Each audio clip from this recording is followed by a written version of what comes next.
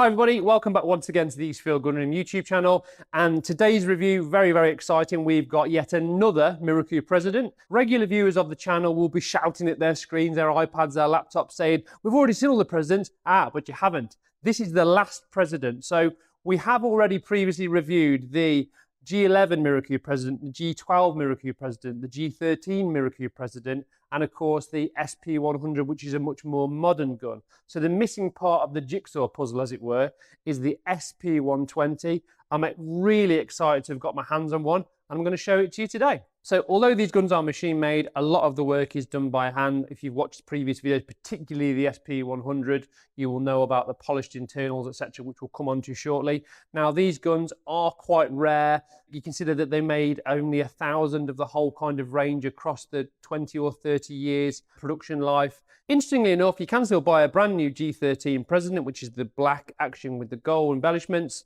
although this is only available over in Australia. So not only do they get Christmas on the beach, they also get new G13 Presidents as well. You lucky Australians, you. Right, moving on. So this SP120 is a 1999 gun. I'm going to pick it up now. My understanding is that there was only a small amount of these guns made, perhaps 100 or so worldwide.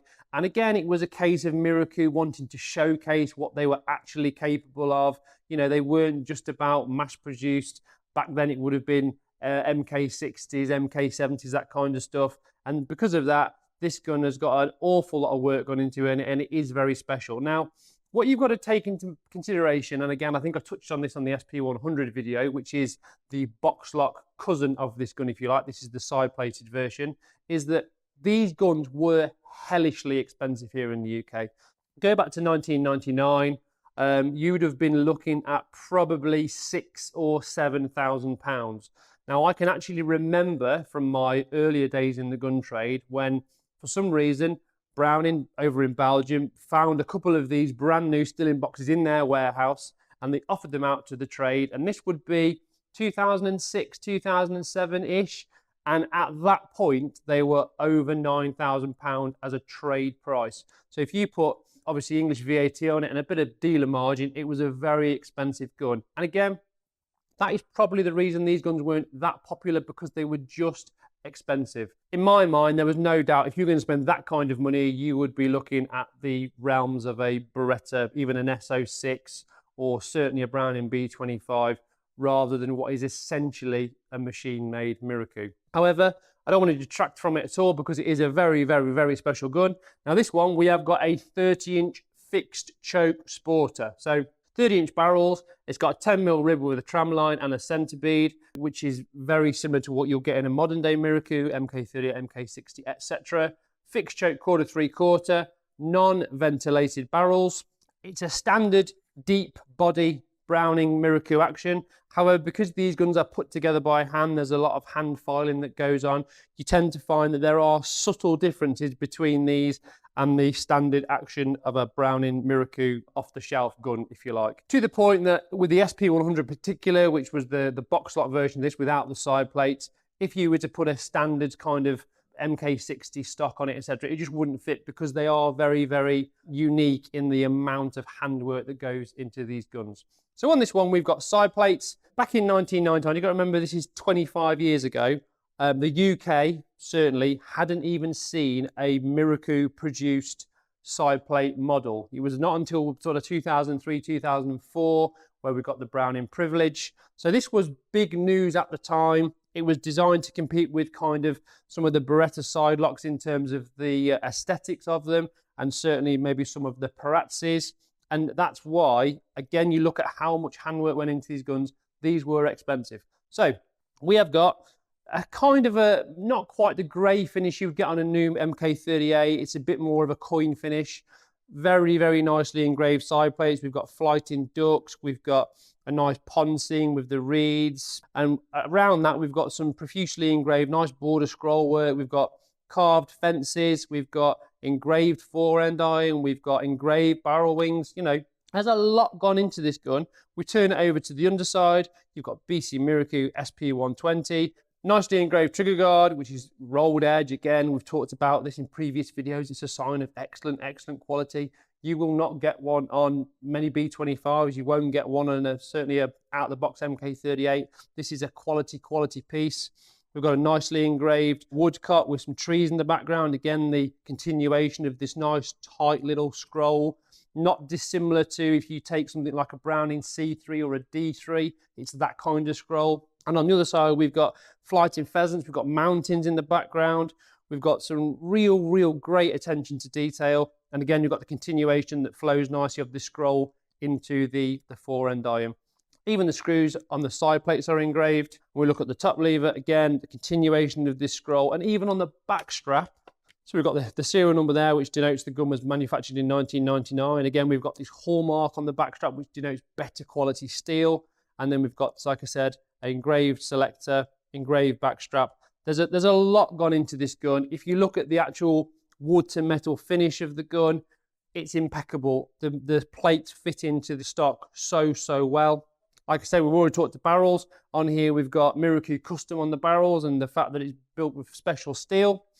And this is where the fun really starts. So if we carry on with the metal work, you've got engraved fore-end latch. You've got the chrysanthemum again, which, as a viewer previously kindly pointed out, that is a sign of quality and high profile in Japan. The fore-end itself, we'll just take it off. If you look carefully here, you'll see from the close-ups that you've got everything inside here is polished, hand polished. So you've got the screws there, you've got the fore-end iron, you've got the ejector kickers. It's just sensational, the amount of work that goes into these guns. Again, if we take the back end off, and again, not dissimilar to the other President models, here we have hand polish ejectors. That's not just the ejector, it's the ejector slide. It's also the screw on both sides. And if I were to show you inside one of these guns, all the lock work and everything inside, all the hammers and the sears, again, they are hand polished. That in itself is massive amounts of manual labor. So on the barrels, we've got 2 3/4 inch chambers, which is quite interesting, but not unusual for the period, particularly in a sporting specification. We've got these wooden cleats on the front, which again, you would get on a modern grade 5, and that just enables the fore-end to seat nicer, you know, without it rocking about. Now this gun weighs £7 13 ounces. Not unexpected, you know, it's got the kind of the deep body Browning, very similar to a 525 today. It's fixed choke, so you haven't got the extra weight on the muzzles. I have actually seen a couple of these guns. I've probably seen 5 or 6 of these in my lifetime with invector chokes, but they've always been shorter barrel versions. I've seen a couple of 28-inch sporting SP120s. Incidentally, I couldn't confirm exactly what the SP denotes in the name, in the model name of the gun, but I can assume it would be something like Special Presidential or Series Presidential, something like that, because of course this is part of the Presidential series of Miroku shotguns. Non-adjustable trigger, as we've seen before, hand checkered trigger to go along nicely with the rolled trigger guard. This gun hasn't got a full tang on like some of the older sort of 70s and 80s President models. It's just got the standard short tang like you would expect to find in a modern Browning or Miroku. And then we move on to the balance, which you would expect, with all the work that's gone into this gun, that it wouldn't fall at the final hurdle of the balance. And look at that, absolutely spot on. Now it does feel a nice thing. It feels, although I would say it feels typically Miroku because it's got that very solid, dependable clunk when you close it. There's absolutely more refinement in the gun, there's no question. It just feels another level. You can just tell when you open and close it that someone has spent hours and hours and hours perfecting that bite, perfecting the way that top lever closes. And that's what sets it apart from the rest of the Browning and Miroku range. So let's not forget, the idea generally with manufacturers who produce side plate guns are to be mimicking side locks, which of course are a lot more expensive in terms of manufacturing and design. And this one really ticks a lot of boxes because it just looks superb. It really feels nice. You can see the attention to detail and the extra craftsmanship that's gone into it. It's a work of art. Now moving on to the wood.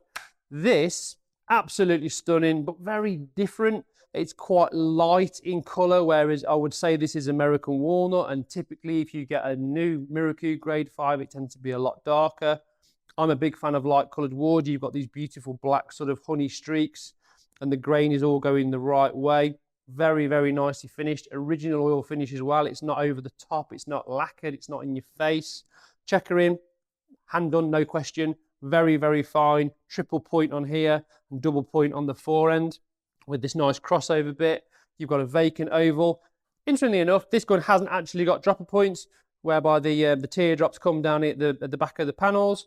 But having said that, it still looks fantastic. Back end, we've got a standard Miroku butt plate. Not a huge fan of those, but ultimately I like the originality of it. And if we turn the stock over, you'll see that it is just as pretty on the other side. You've got these lovely black streaks running through it, nice and strong in the head, with some very, very beautiful figuring towards the back end. Fore end, as you would expect on a gun of this quality, matches exceptionally. There is no doubt this is a very, very rare piece. Like I said, in my 30-ish years in the gun trade, I've only ever come across a handful. This is without a doubt the nicest one I've ever come across. It's a very usable gun. You could use it for a bit of everything. And it's one of those things, if you are wedded to the Miroku brand like I am, and you don't want I say this with the utmost respect to these manufacturers, a boring Browning or a boring Beretta side plate, and you want something different, then look at one of these if you can find one. Like I said, back in the day, they were huge, huge money. So if you can get one now, you could argue that it's much better value than an MK11 because of what you're getting in this gun. You're getting more craftsmanship. There's just so much more effort gone into it. This is not your run-of-the-mill chuck it off the production line as fast as you can. This is something special and something to treasure. So to summarize, if you can find one of these guns, you will be extremely lucky because there are so few out there. There was a lot of competition at the time these guns were manufactured. It was only people that were Miroku through and through that really wanted to buy them. And I have no doubt if you have the opportunity to own one of these, wherever you take it, very, very few people will recognize it. And hopefully what I've done by showing you this gun is I've brought you yet something else spectacular on the Eastfield Gunroom YouTube channel that you haven't seen before. So that has been that fabulous SP120 Miroku, the missing piece in our President jigsaw puzzle. If you've got any questions about this particular gun, please feel free to ping me an email. I will do my best to help. You know, anything Miroku related, anything shotgun related, just send it me and I'll talk to you, no problem. Any comments, comment below. Don't forget to check out the website. And don't forget to keep liking and subscribing to this channel, and we will do our best to bring you more absolute gems like this beauty. I'll see you again soon.